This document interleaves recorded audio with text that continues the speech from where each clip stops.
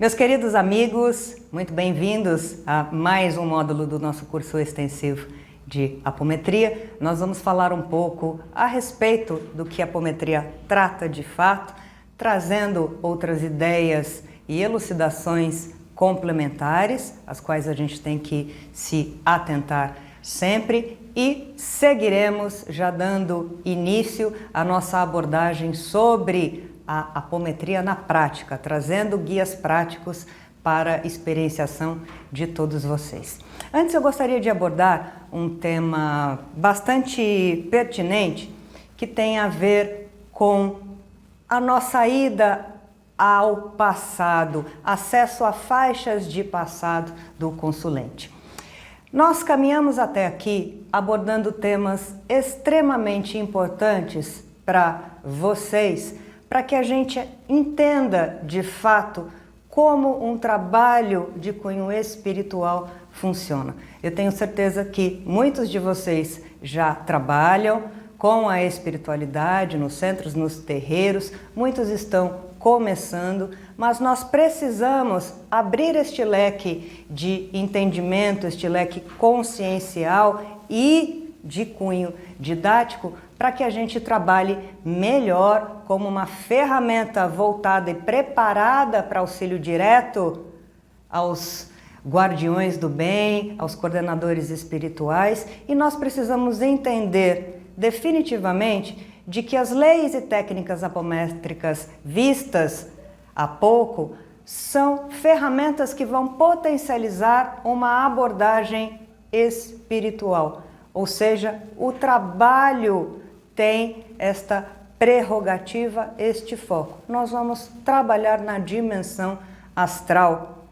Isso pressupõe, obviamente, vou bater sempre nessa tecla, isso pressupõe que entendamos absolutamente tudo aquilo que se refere à nossa realidade espiritual.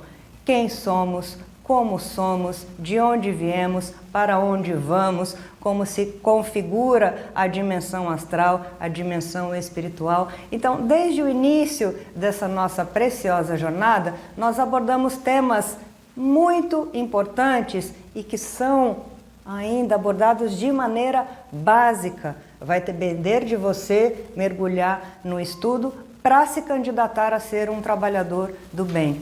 Sempre reforço, nenhum espírito de luz, os coordenadores, os trabalhadores das egrégoras do bem vão se afinizar a nós, vão disponibilizar o seu tempo, que é precioso, porque são trabalhadores ostensivos da dimensão astral, nos ajudando aqui no campo da matéria. Eles não vão perder tempo com quem não se dedica, com quem não estuda. E isso acontece nos centros espíritas também, nos terreiros, com os grupos independentes. Muitas vezes nós nos deparamos com casas grandes, casas espíritas, centros grandes e que fazem um trabalho ótimo, mas fazem um trabalho ótimo porque têm trabalhadores dedicados. Muitas casas são grandes e não têm trabalhadores dedicados ao estudo, à experienciação, ao cuidado com o outro, ao aprofundamento de temas, à descristalização de ideias. Então a espiritualidade vai se afinizar com o nível de consciência do grupo, com a egrégora do grupo. Muitas vezes a gente até acha que estes locais fazem trabalhos aprofundados, mas infelizmente não, porque se cristalizaram, pararam de se aprofundar e se mantêm numa assistência rasa ao próximo, infelizmente. E hoje, com tantas didáticas nos chegando, através de tantos espíritos, tantos livros, tantas informações, esta é a ideia do progresso também didático. Nós precisamos estudar muito, filtrarmos muito, nos colocarmos no campo empírico da prática positiva para que a gente vá se descobrindo, descobrindo as nossas capacidades, descobrindo o novo e buscando, seguindo o que Kardec falava, fazendo, através do empirismo, a busca pela verdade. A filosofia espírita ou espiritualista é a busca pela verdade, então a busca por aquilo que a gente desconhece num manancial gigantesco, infindável de possibilidades da nossa realidade como seres integrais e seres também fadados à felicidade, seres eternos.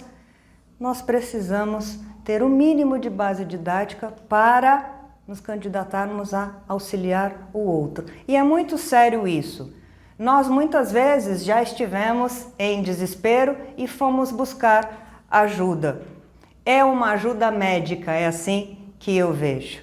Nós vamos buscar recursos para as nossas dores da alma, para as nossas loucuras, para os nossos desequilíbrios extremos, para as nossas psicopatologias, patologias emocionais, patologias físicas. Eu não quero ser atendida por um grupo de pessoas que não sabe o que faz, que não sabe minimamente entender o intercâmbio, seja ele anímico, energético, mediúnico. Tenhamos isso em mente. Há uma banalização das práticas espirituais e muito mais hoje, nós vamos falar sobre isso mais para frente, das práticas que envolvem a aplicação das leis e técnicas da apometria. Então nós, lá do começo, vimos como um grupo pode ser formado, a necessidade dessa estrutura ser coesa, dos membros se afinizarem, deixarem de lado os seus entraves, os seus embates egóicos, o seu orgulho, a vaidade, organizarem um modelo de trabalho para estudo e experienciação. Falamos um pouquinho sobre mediunidade no campo empírico, mesmo aqueles que não sabem sobre a sua mediunidade podem desenvolver a troca, desenvolver a afinidade com inspiração, o verbo dos espíritos. Médium, nós sabemos, somos todos, mas há uma diferenciação aqui. Médium, ao meu ver, é aquele que sabe determinar quando uma informação, quando uma comunicação advém de outra consciência, de uma consciência extrafísica ou extracorpórea. No campo da apometria, essa é a dúvida dos alunos que nos procuram. Eu tenho mediunidade, eu não tenho mediunidade, eu posso desenvolver, e nós estimulamos através da prática de exercícios esta percepção de que uma mensagem veio através do meu animismo ou através de uma inspiração, através de um ser extracorpóreo, de uma outra consciência. Falamos sobre tipos de obsessão, falamos sobre a realidade extrafísica, habitantes, falamos sobre elementais, seres artificiais, falamos sobre a estrutura das trevas, sobre toda a hierarquia que hoje nos assola com as suas práticas no mal. Falamos sobre a estrutura da luz também. Passamos pelas leis e técnicas apométricas que vocês viram, não são difíceis, mas poderosíssimas, principalmente quando levamos em conta que tudo é feito a partir da força da egrégora, da corrente mediúnica, com a força do pensamento. Tudo se faz na apometria e na troca através da força maior que o divino nos deu, a força do pensamento, da fé, da oração. Falamos sobre evocação, falamos sobre o magnetismo fundamental, imprescindível no tratamento, no auxílio ao outro. Falamos sobre visão integral, falamos sobre a necessidade de mapearmos as nossas sombras individuais, de trazermos esse exercício para o grupo. Vejam, tudo converge, uma grande engrenagem para que na hora do trabalho nós estejamos mais assentados a título de intenção e de preparo para auxiliarmos o outro. E agora nós vamos relembrar o que a apometria trata, para que a gente, tendo estudado bastante com as nossas orientações das referências bibliográficas que vocês devem buscar, principalmente nós vamos falar bastante sobre estudos de caso, mas recorram aos livros do Dr. José Lacerda. O segundo livro, Energia e Espírito, é basicamente sobre estudos de casos. O próprio livro principal do Dr. José Lacerda traz já exemplificação de casos. O livro Jardim dos Orixás, de Norberto Peixoto, Vozes de Aruanda, sempre pareando com os espíritos, com explicação deles, para a gente ir anotando mesmo e fazer a conexão com a aplicação das leis, com o terreno sondado, com a investigação dos processos obsessivos e tudo que as leis abordam.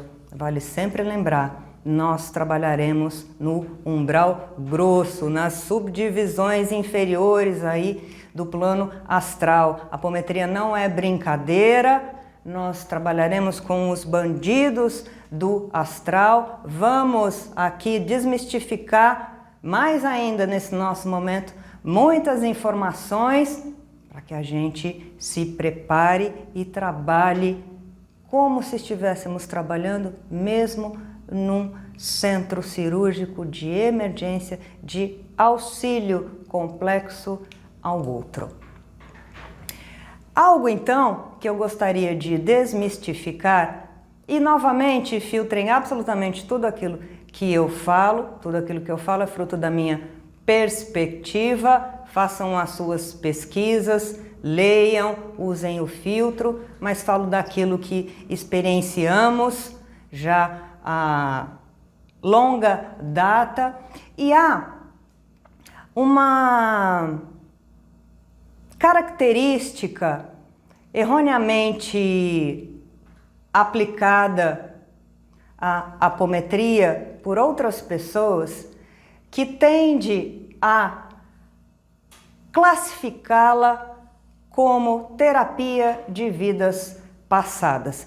Eu vou falar sobre isso neste momento porque a maioria dos trabalhadores e por conta do que se espalha por aí, a apometria para estas pessoas tem a característica principal de ir ao passado para entender o que aconteceu ou com o assistido ou com o espírito obsessor, nessa troca simbiótica, vampiresca, obsessiva, e pegar as informações das faixas de passado para justificar absolutamente tudo aquilo que acontece hoje em todos os campos com o assistido. Eu vou bater nesta tecla, a apometria não é terapia de vidas passadas. Nós já vimos que a terapia de vidas passadas pressupõe que o assistido seja o ator principal de informação, de fornecimento de informação para o terapeuta. Na apometria, o assistido não interfere nas percepções mediúnicas, paranormais do cenário captado. Que isso fique claro. A terapia de vidas passadas é feita, em geral, dentro de um consultório, conduzida por um terapeuta, espero que capacitado para isso, que vai sondando através de processos hipnóticos, inclusive, né, da indução hipnótica, vai induzindo o seu consulente, o seu paciente, o seu cliente, através de algumas ferramentas, a ir acessando algumas faixas de passado dessa encarnação, voltando na infância, ou sondando faixas do pretérico. Mas é o cliente, o assistido, que narra isso, e aqui não há processo de desdobramento e nem deve haver de nenhuma das partes, ao meu ver, nem do cliente e nem do terapeuta, neste sentido de modo geral. Na apometria, num trabalho espiritual, são os médiuns que fazem a captação do que está acontecendo com um assistido no campo anímico, a título de processos obsessivos, ou seja, nós vamos conversar com os obsessores, haverá aproximação dos obsessores e, quando for o caso, quando for orientado pelos espíritos, quando for didático, quando for para ajudar no entendimento do que acontece com o assistido hoje, nós temos acesso a faixas de passado. De maneira muito breve, já contei isso para vocês, nós não ficamos 15 minutos mergulhados no cenário do passado. Os espíritos nos trazem a pintura, nos informam sobre quem eram os personagens, em quais condições, vítima, algoz, e aí nós entendemos o que está acontecendo hoje na vida do assistido. Tem se disseminado muito por aí uma prática apométrica focada na terapia de vidas passadas, conduzida em geral por uma pessoa e um médium. Vocês podem pesquisar sobre isso na internet e podem tirar as suas próprias conclusões. Logo de cara, eu, Ana, não acredito, ouso dizer, não confio em captação mediúnica advinda de um trabalhador, de uma pessoa. Já digo para vocês que eu não faço nada sozinha enquanto médium. Não ouso, principalmente no nosso campo de investigação.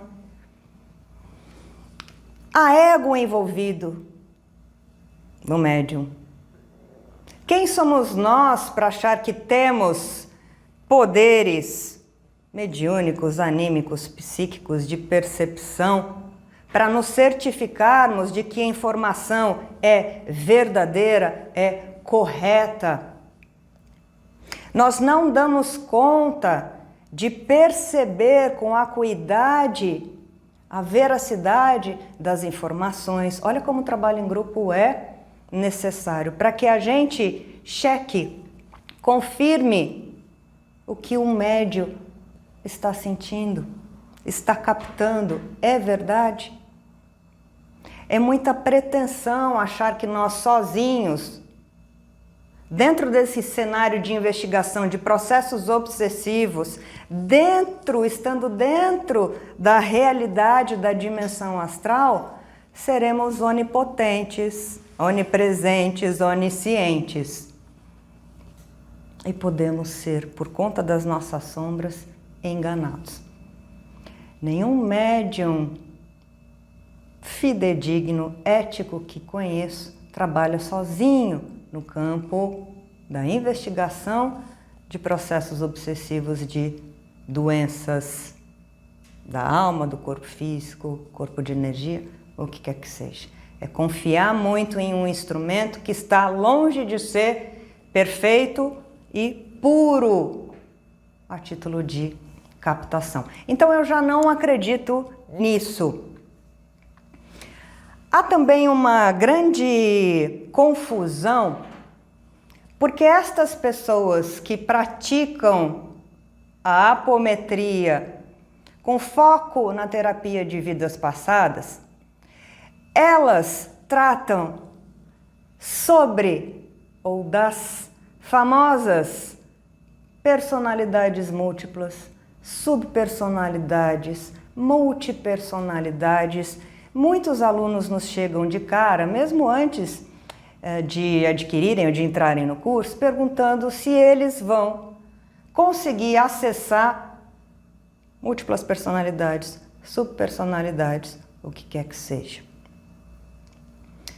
Vamos colocar os pezinhos no chão, aqui, e entendermos de cara que somos um ser uno, uma consciência una presente aqui e no agora. E obviamente somos seres que já encarnamos milhares e milhares e milhares de vezes.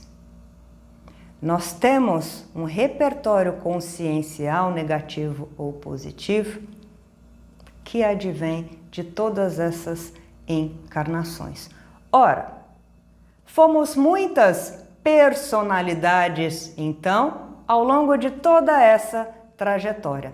Hoje eu estou aqui como uma atriz neste palco, neste cenário, com esta roupagem, experienciando aquilo que preciso experienciar para equilibrar, purgar, lapidar aquilo que eu não consegui.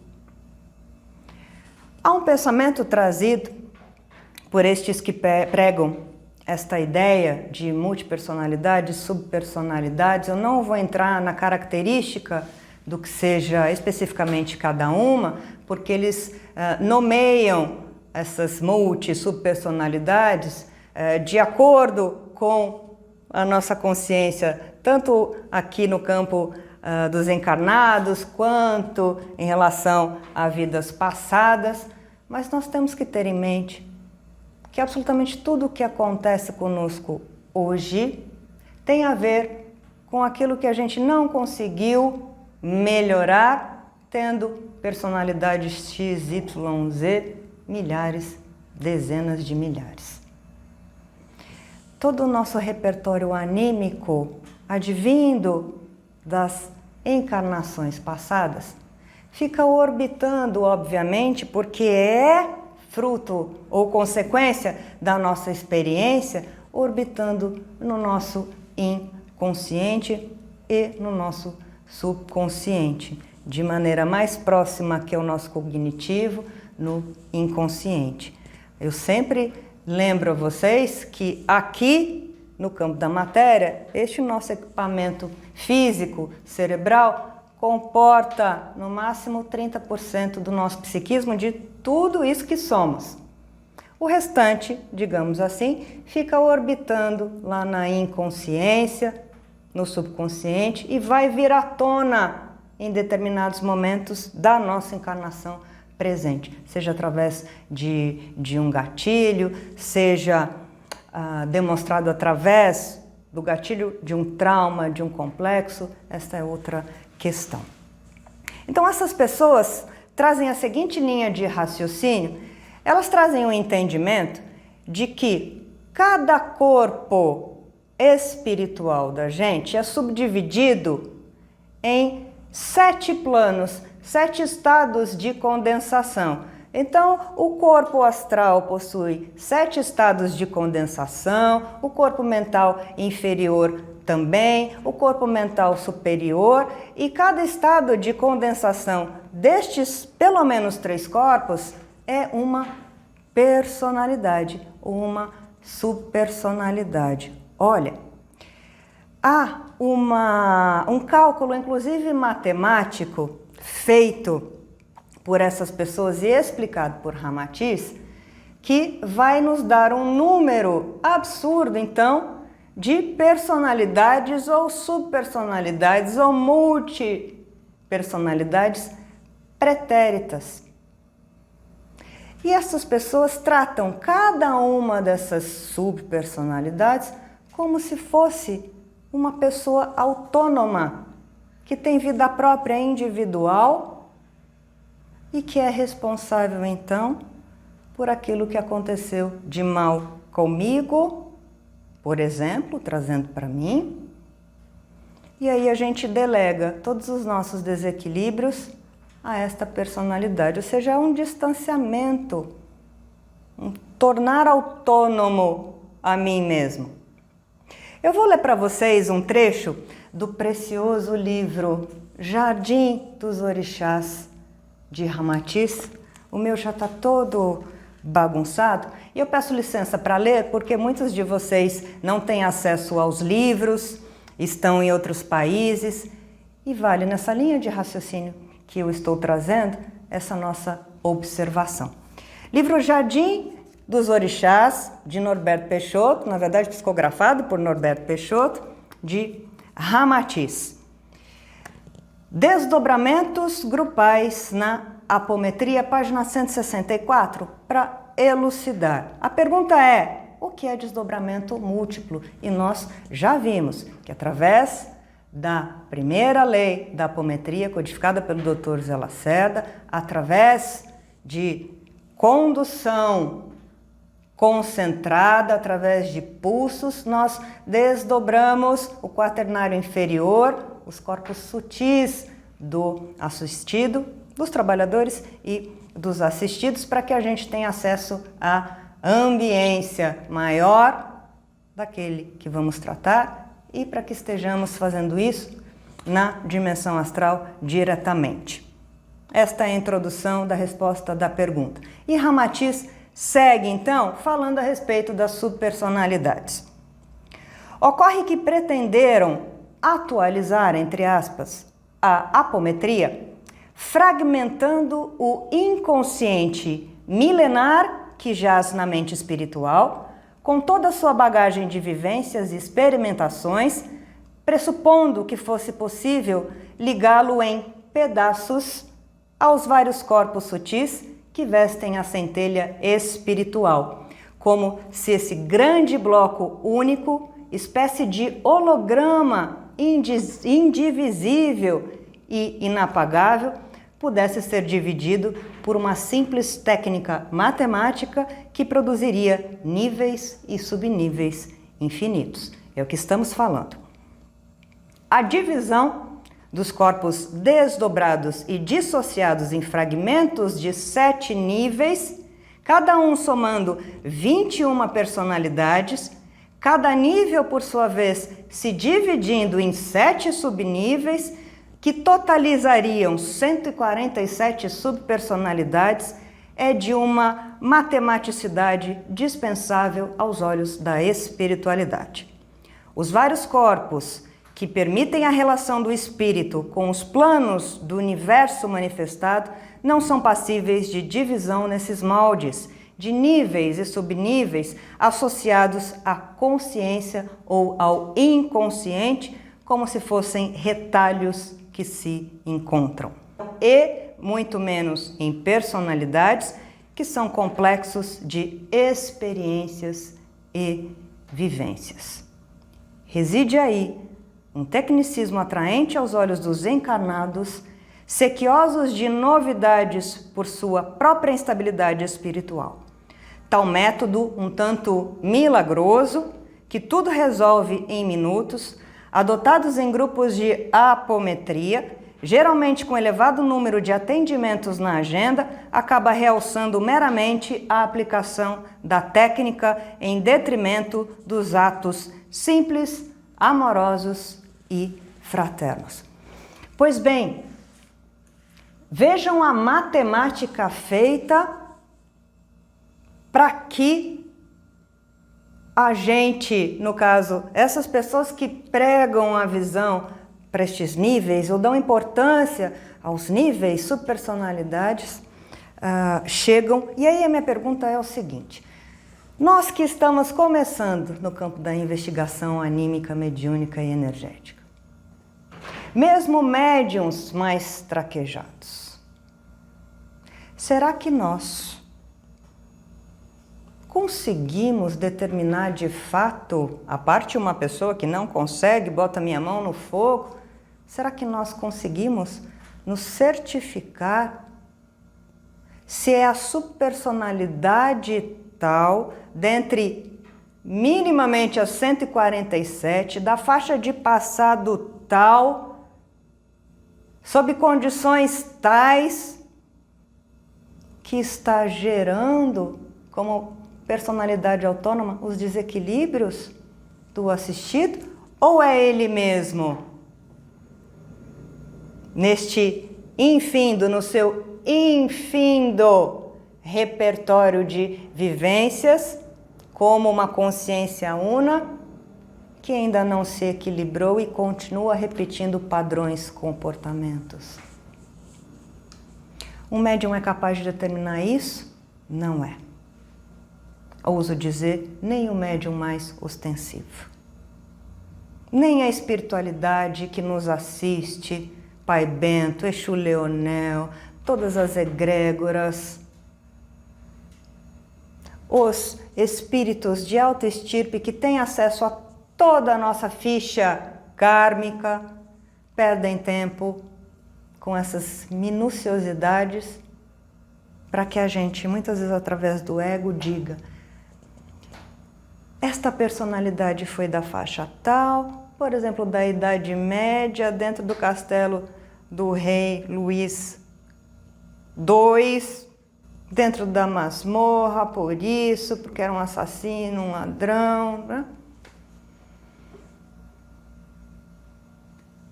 Informações didáticas breves vão nos chegar para que a gente entenda a constituição psíquica do assistido no hoje. Nós tínhamos um trabalhador que estava estudando, e é legítimo estudar, eu também estudo muito a respeito das pessoas que estão escrevendo sobre subpersonalidades, personalidades múltiplas, e que tem um verbo muito bom no tocante a muito daquilo que a gente estuda. Ninguém é uma coisa só, mas vamos filtrar. E um trabalhador estava estudando e praticando, pregando, então, este estudo dentro da nossa casa, do nosso trabalho. E uma vez nós estávamos em meio a um trabalho complexo e ele disse: do assistido, este é um subnível de faixa de passado tal. Só isso. Eu estava dirigindo. Quando ele fala subnível de faixa de passado tal, de cara ele já está deflagrando para os outros médiuns que ele pode ser mais acurado na percepção, ele foi direto ao ponto ou que ele é especial. Não é o caso da gente. Temos muito cuidado com aquilo que a gente repassa. Mas os médiuns que estavam começando, os médiuns mais traquejados, abriram o olho e: como assim? Eu dirigindo, eu perguntei: o que é um subnível ou um multinível? O assistido ali. Confesso que fiz isso para tentar entender o que ele entendia e para tentar elucidar os médiuns a respeito daquela verdade que o trabalhador estava nos dizendo. E aí eu começo perguntando o que para ele era um nível e subnível. Não, é uma personalidade lá do passado nesse cenário e ninguém estava em conexão com esse cenário. Fizemos ajuste de sintonia vibratória, reconexão das percepções paranormais, mediúnicas dos médiuns, espiritualidade nos auxiliando. Ninguém em conexão com tal faixa de passado. Solicitamos isso. E ele nesta captação dizendo que era uma subpersonalidade, número X, de faixa tal. Então me explique a subpersonalidade. Personalidade é algo, subpersonalidade. Personalidade, a consciência una. Então, subpersonalidade, a maneira que a pessoa age, então, de acordo com a sua personalidade, era um cenário em que a pessoa era muito violenta, e a partir, então, do desdobramento da subpersonalidade, o comportamento que levou ao ato, entendem? E ele não soube explicar. E fizemos todo um trabalho de investigação da veracidade dessa informação, porque o trabalhador foi taxativo, subpersonalidade multinível tal, e confundiu todo mundo. Quando a informação pode ser simples. Não havia necessidade da investigação da faixa do passado, e nós pedimos autorização para a espiritualidade, para, neste caso, verificarmos se o médium estava captando. É muito comum, não é? Nós estamos captando outras questões, um médium capta eventualmente cenários do passado, mas não foi isso que se configurou. E mesmo que isso tivesse se configurado, a nossa ciência do que aconteceu lá atrás, nesse nível, a informação era simples. O assistido reproduz hoje a mesma violência que reproduzia no passado por conta da sua personalidade, da sua consciência una. Uma pessoa, por exemplo, quando é violenta, ela traz essa energia de violência que vai influenciar em todos os seus tipos de comportamentos na vida real. É assim conosco. Nós vamos estourar, basta o gatilho. É isso que a gente precisa ter de informação. Porque este comportamento está se reproduzindo no aqui e no agora. E o assistido veio nos procurar por conta desses arroubos também. Era uma das questões do atendimento. Conseguimos entender isso? Não é uma personalidade autônoma. Então o assistido está aqui como se fosse um obsessor, então, de si mesmo. Então, assistido aqui, este multinível, subnível, uma personalidade autônoma, e o assistido só fez o que fez, ou só faz o que faz no hoje, por conta dessa personalidade obsessora que está lá atrás. Não faz sentido algum. Então, muitas pessoas, muitos estudantes que não sabem o mínimo sobre espiritualidade, mediunidade, tudo isso que a gente tem visto, querem de cara entender subpersonalidades para tratar alguém, seja dentro de um consultório ou seja dentro de uma egrégora de trabalho espiritual, para resolver justificar esta personalidade autônoma como o grande algoz da consciência una. É isso que tem se vendido por aí. Olha, não acreditem nisso para si próprios, enquanto assistidos. Não acreditem nisso enquanto trabalhadores, não preguem isso. Nós estamos perdendo tempo. Os espíritos que nos assistem ficam de braço cruzado. Até onde vocês vão com essa investigação, que não é o cerne da questão? O cerne da questão é auxiliarmos o assistido, principalmente com o nosso verbo anímico, proposta de mudança de comportamento, de olhar para as sombras, complexos, traumas, todas as questões emocionais.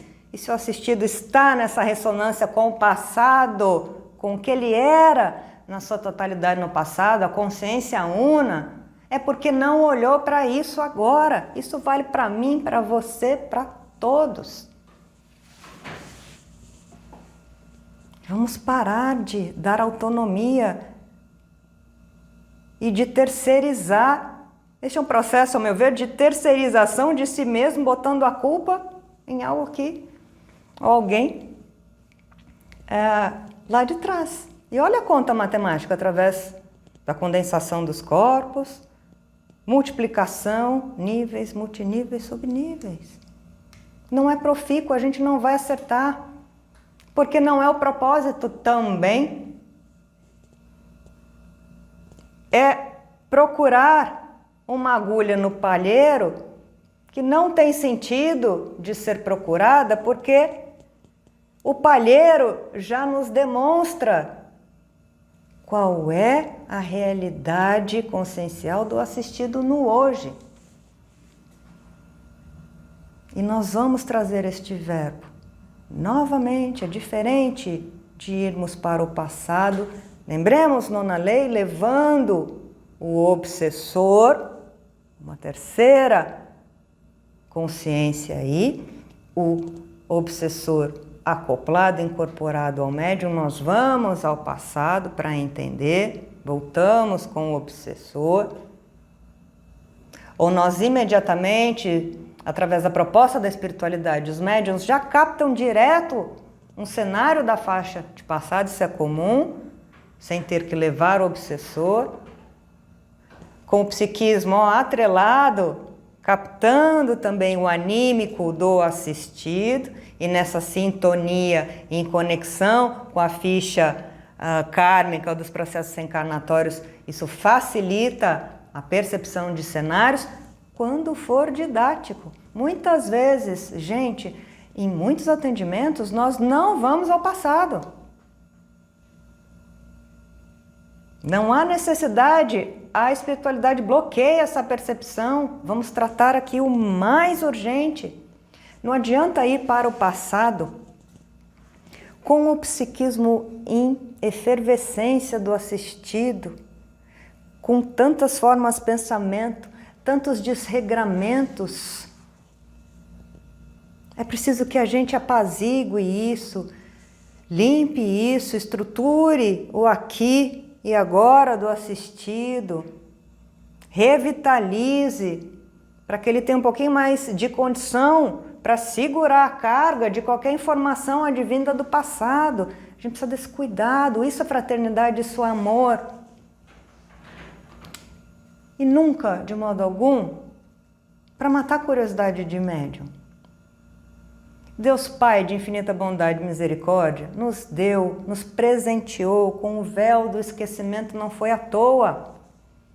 É dificílimo lidarmos com aquilo que fomos, que de modo geral não foi bom para ninguém aqui da Terra, com raríssimas exceções. Imaginem se lembrássemos de tudo aquilo que fizemos, como fizemos nós, não foram as subpersonalidades, fomos nós. Saímos da Idade Média agora, olha como estamos. Já matamos, já nos suicidamos, já roubamos, já fomos corruptos. Muitos somos até hoje. Então trazer essa carga de pesar para hoje, tendo consciência de vergonha, é muito pesado. Para que ficar procurando lá atrás? Obviamente,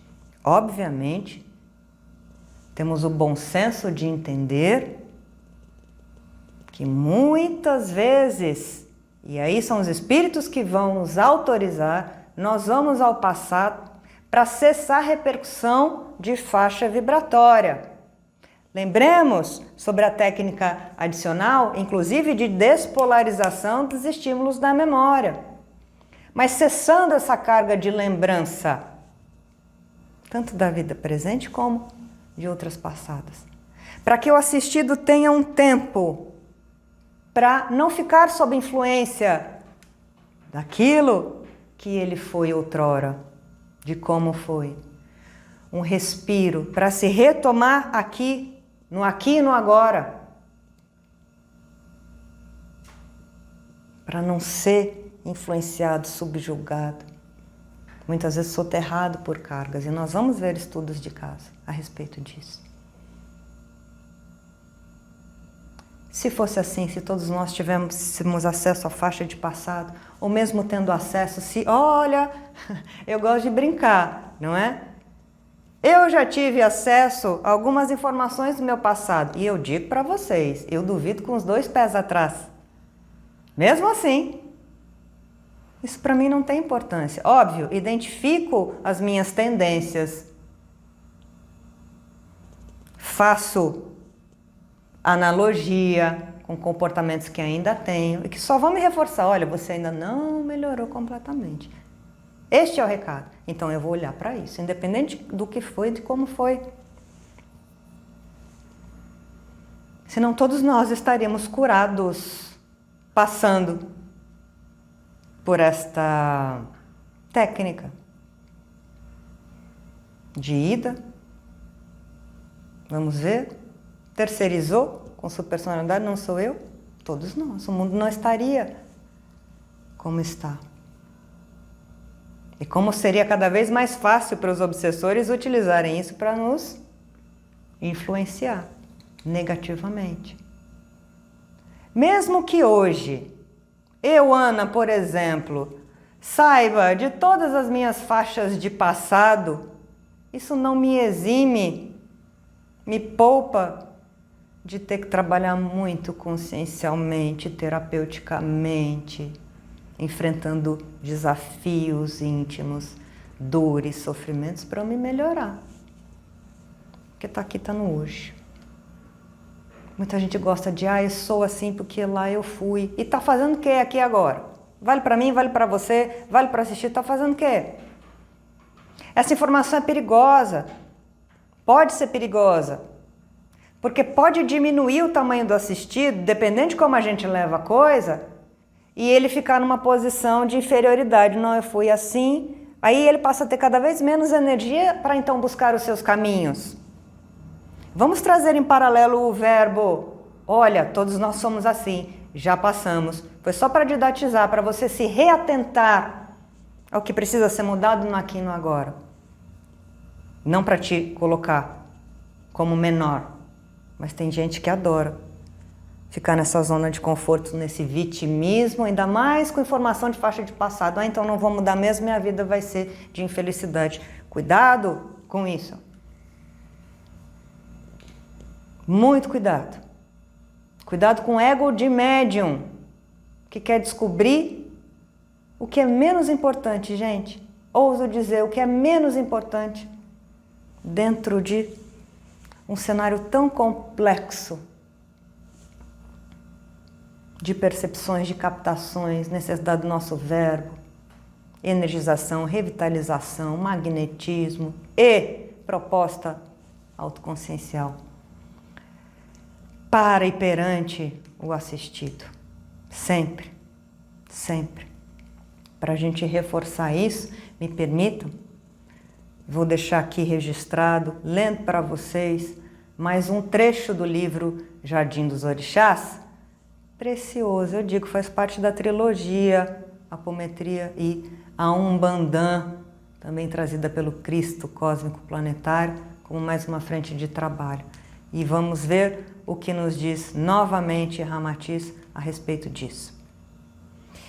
Entretanto, incorreis em equívoco ao supor, voltando a falar sobre os 7 níveis de condensação, que os 7 níveis de condensação do corpo astral, que estão relacionados com os 7 subplanos astrais, sejam equivalentes a personalidades passadas, fragmentos do inconsciente, ou ao que chamais de níveis de consciência. Tais associações, como técnica de apoio para os comandos verbais e contagens de pulsos magnéticos na dinâmica apométrica, contrariam frontalmente a unicidade do inconsciente. Vejam bem, unicidade do inconsciente. Tende em mente que a consciência destinada à expansão tem fluxos e refluxos. Aquilo que estávamos falando, olha, aqui no campo da matéria, no hoje, vem à tona questões do nosso inconsciente, do subconsciente, que fazem parte desta consciência una armazenada na sua totalidade, que a gente não dá conta de acessar por inteiro e que nem é o propósito aqui. Seguindo em frente, o espírito mantém as mesmas recordações e memória quando volta ao mundo dos mortos. Contudo, quando reencarna, sobrevém o esquecimento, sendo a consciência totalmente absorvida pelo único e imutável inconsciente. Nesse ir e vir, cada vez que o ser retorna para o além, sua consciência tende a ser maior e mais expandida que a consciência personificada na encarnação anterior. Ou seja, sabemos disso, quando retornamos à nossa pátria dimensão astral, é o que falamos sempre, temos acesso a 100% do nosso psiquismo e acesso a 100% da nossa realidade, daquilo que somos de fato. Muitos de nós têm lembranças, conscientes, consistentes das nossas vidas passadas, mas muitos espíritos não têm. Sem exceção, segue dizendo Ramatiz, a inexorabilidade das leis que regem a evolução determina que a ascese espiritual atingirá a plenitude com uma consciência una, quando o espírito não precisará mais do inconsciente como subterfúgio para suportar, pelo esquecimento temporário, seus desmandos do passado. terá sublimado pelo esforço próprio o eu inferior que o amordaçava compulsoriamente na rede kármica das reencarnações sucessivas. Cada nível de condensação ou faixa vibratória do corpo astral, para ser superado, não exige uma relação direta com somente uma personalidade. No mais das vezes, se impõem várias, centenas de encarnações sucessivas para o espírito galgar um outro estágio de sutilização do corpo astral, a ponto de alterar a faixa de frequência vibratória que o localiza no plano astral. E aí ele faz, neste meio de conscientização para nós, um outro esclarecimento a respeito daquelas práticas, daqueles cálculos matemáticos. Podeis concluir que a matemática proposta, desdobrando cada nível em uma personalidade ou um subnível de consciência que se abre de 7 em 7 sucessivamente, tendendo ao infinito, quanto mais antigo o espírito, é por demais simplória. Se assim fosse, os magos negros já teriam instalado o caos na Terra, transformando-a em verdadeiro e incrementado inferno de Dante. Fariam reprogramações kármicas, quais ciganas a lerem a sorte nas praças públicas. Eu espero que essa nossa elucidação inicial a respeito deste tema tenha ficado clara para vocês, novamente a nossa perspectiva daquilo que realmente funciona e interessa para a evolução do assistido, para que os médiuns trabalhem de acordo com a sua capacidade de percepção, seu nível de experienciação no campo do mediunismo. Não se apequenem quando alguém disser esta é a faixa tal, subpersonalidade tal. A gente refreia isso, vamos trabalhar com o simples, com o que interessa. Nós não damos conta desta consciência observacional toda que para mim é perda de tempo, particularmente. Vamos auxiliar aqueles que nos procuram de maneira direta, de maneira concreta, objetiva, para acolher este espírito, este coração, no aqui e no agora, abraçando essa consciência una. Que isso fique claro para a gente. Esqueçam esse afã, esse burburinho que caminha em paralelo a respeito de que a apometria é a investigação prática, cuja totalidade é observação de faixa de passado. Nós temos tanto a observar, tantas demandas, que esta informação, ao meu ver, acaba sendo secundária em meio a tantas necessidades, prioridades para que o assistido mude, de fato, para que siga no seu caminho de evolução espiritual.